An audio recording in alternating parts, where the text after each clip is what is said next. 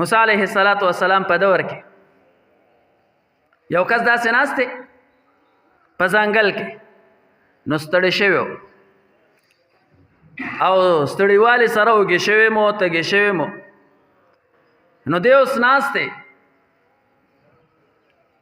او ځان سره لګیا دی، یا الله نن زه ستړی شوی یم، ما ته د ستړیوالي پته ولګېدله او وجود مې دردونه کوي، یا الله ته دا تمام عالم چلې، ته به څومره ستړی شوي او ته به کوم ځای کې چې زه تاله زور وکړم، نن ما ته لوږه لګېدلې ده، یا الله ته به کوم ځای کې چې زه تاله روټۍ درکړم، خوراک درله درکړم، یا الله ما ته نن تنده لګېدلې ده، نو ما ته د تندې احساس شوی دی، یا الله ته به کوم ځای کې چې زه درشم او تاله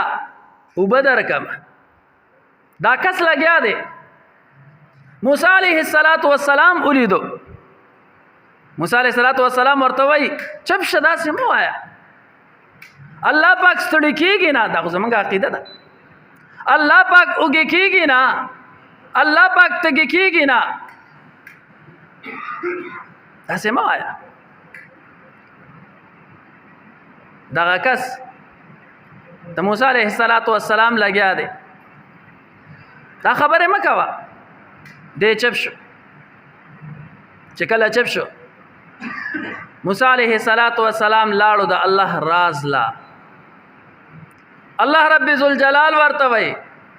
زما پلانکي بنده په پلانکي ځای کې ناستو او هغه ماته خپل جړا پر یاد کو، تا دی ولی غلی کو؟ موسی علیه السلام ورته فرمایي یا الله بی ادبي کوله، ته خو ستړی کېږې نه، ته خو اوږې کېږې نه، یا الله ته خو تږې کېږې نه. دغه کس داسې خبرې کولې، دا خو بی ادبي ده. الله رب ذوالجلال ورته بیان فرمایي موسی علیه السلام زه نه ستړی کېږم،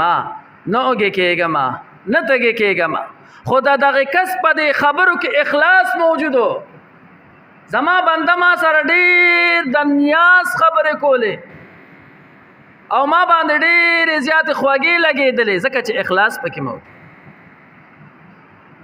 حضرات کله چې عمل کې اخلاص وي نو کو عمل غلط ولې نه وي زما او ستا په نظر کې، خو چې اخلاص وي هغه عمل الله رب ذوالجلال ډېر زیات قبلوي.